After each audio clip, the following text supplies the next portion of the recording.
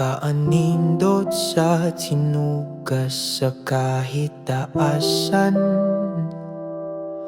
ang kalasangan puno sa kinabuhi.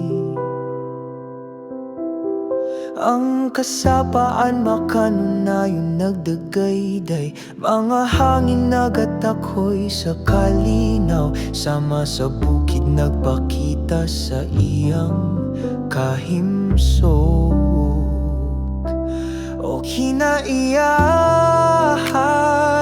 ikaw ang among bahandi, gikan sa imong dughan among gikuha ang among kusog.